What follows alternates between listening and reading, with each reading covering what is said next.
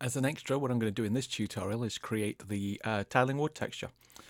So I've already downloaded a wood texture. Let's go desktop.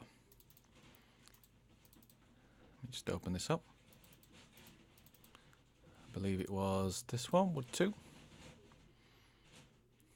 So this is what I'm going to be using, and this is a tiling texture, so it should go seamlessly when I start making copies of this. Now, if I was just to bring this onto my fence panel, it wouldn't look right currently. And in fact, if we just go into Maya, let's go into this. What I'll do is just go back into my Lambert texture, and let's just bring this in as an image. So file. Let's just browse and let's just bring this in. So it's just far too big over the entire area of that. It just doesn't look right. These are very small panels if that was a wood texture for this. So we need to start increasing the size of this. So back into Photoshop. What I'm going to do is start off with a new document, and I'm going to do this a 2K, so 2048 by 2048, and just okay that. I'm going to grab this texture, do a Control A to select all, and a Control C. I can click back to this, and I can just do a Control V, and I'm just going to move this into the corner, and then start duplicating this. So for the first one, let's do a Control J. Just move this down. And grab both of these two, and we can just do a Control E to merge those two layers together. And this time for this one, instead of doing a Control J, I can just Alt drag. By doing that, we have that working out, and you can see it tiles perfectly on there. I do want to get rid of some of this repetition on here, so I do want to play around with this a little bit. So let's just grab both of these two, and let's Control E to merge these two together. And I'm just going to do some bits and bobs with this. So the first thing is I'm going to take some of the shadows and the highlights out of this. If this was an albedo, we want to have the shadows created by the game engine or the software, wherever we're taking to use this texture in. I don't want to have those in the actual texture itself.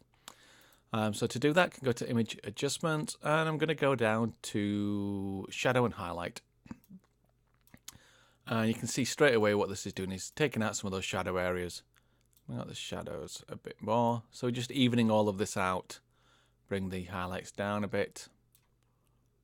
Okay, so you can see we're just evening and averaging out the colours on this whole thing. I'll just okay that.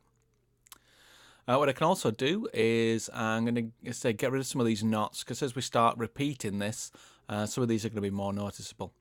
So to do this, I'm actually going to make just a brand new layer.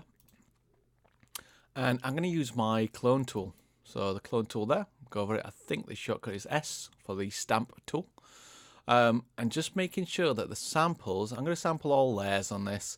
I don't need to, because I'm working on a layer. I could just use current and below. But if I have all layers, it's just going to work from everything.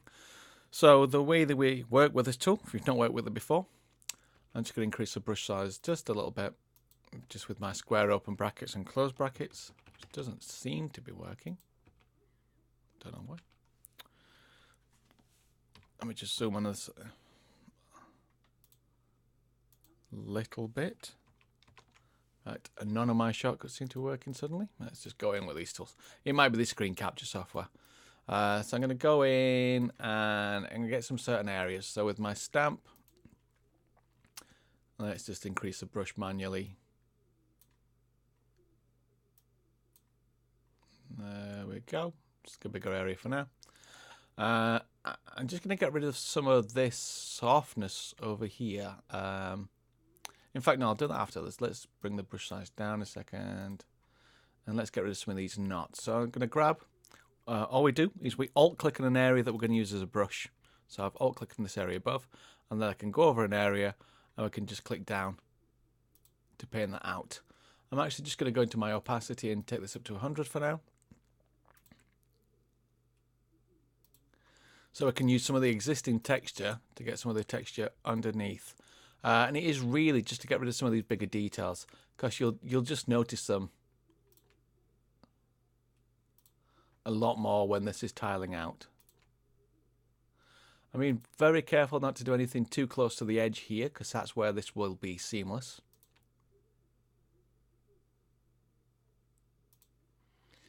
So just get those areas. So anywhere that I think is going to be too obvious a detail, so I'm alt-clicking all the time to pick a new area, and then just painting over that. And obviously you can spend a lot of time doing this. What I also may do is, let's just increase this stamp size.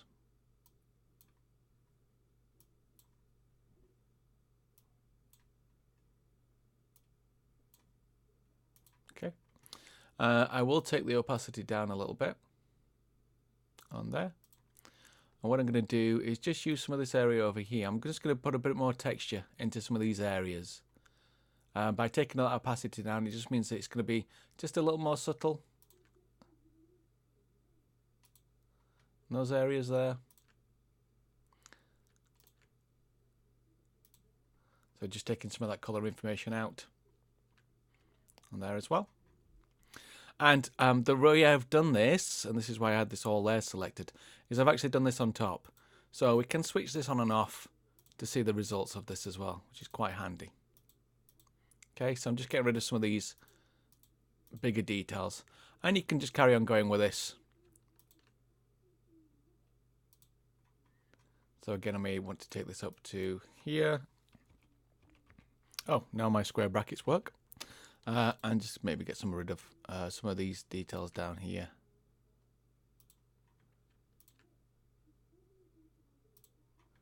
Okay, just a bit like that.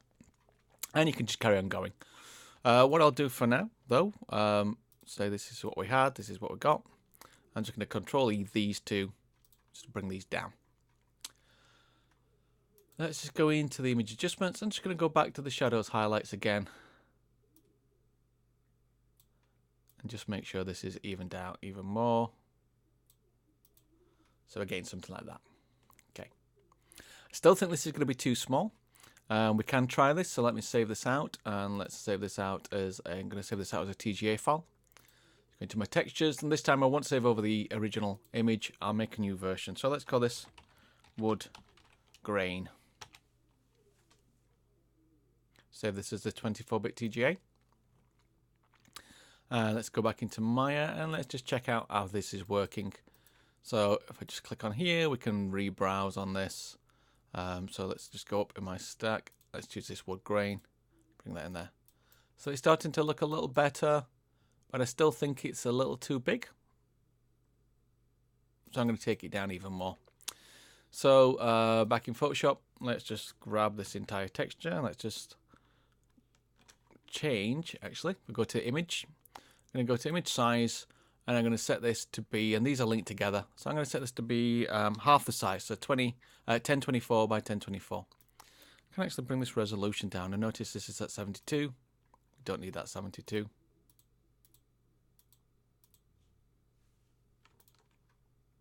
300, sorry. Let me just...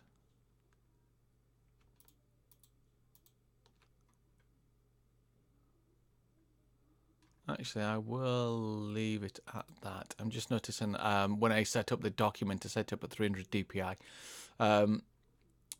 Let's go into this and let's do this again. Let me just set this up to 1024 by 1024 and just OK that for now. So I'm going to create a new document. I'm going to set this up to be 2048. OK that. Let's grab this image. It's Control C. So Control A, Control C. Let's Control V. And again, I'm going to do the same thing. I'm going to grab this, put it into the corner. Let's Alt drag this out. Snap this in. Let's Alt drag this. Alt drag this. And there we have our wood texture. Okay. Tiling really nicely. And I could actually go back on this and do another stamp tool and get rid of some of the other details, so some of the repeating details again.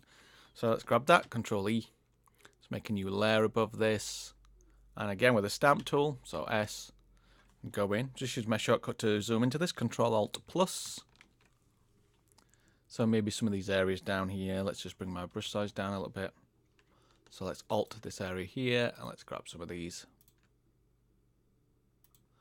So it's just to get rid of some of these knots, so they're not as obvious when this is repeating.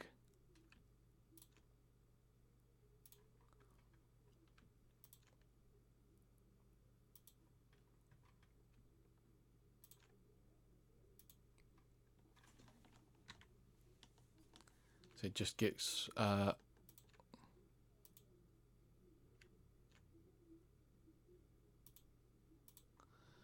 just breaks up the texture a little bit.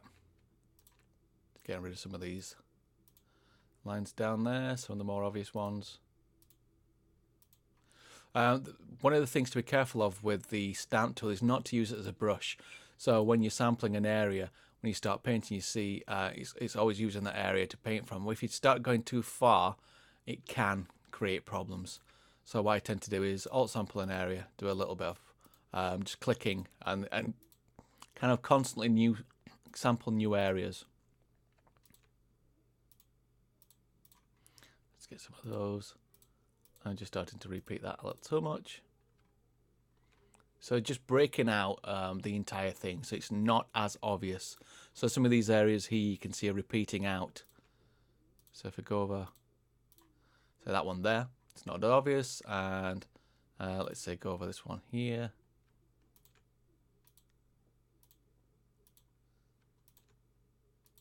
Maybe get rid of some of those details there. So we're just breaking it down a little bit. Okay. So now I'm going to grab that one. Let's save this. So let's do a save as. Let's do a save as a TGA again. And actually what I'll do is I'll just save over this wood grain that I created before. Save that. Replace that. Still 24 pixels. Okay. Go back into Maya. And what I can do is just, I'm still within the area that I loaded that in. I can just do a reload. And the size of that is now looking much better. It's just working much better for the size of what I would expect wood would go over a 3-meter fence. Okay. So there we have our tiling wood texture. And we can repeat this. So just to show you, if I make a copy of, in fact, let's just move the pivot point again. I duplicate this and just drag this out. Let me just switch off wireframe and shaded. This will tile across an area without too many problems. And because I've got rid of that, you see when you scroll out of it, you can still see some of the pattern occurring. But if we're in there quite close up to it, you're not going to notice that as much. Okay, so that's our tiling texture.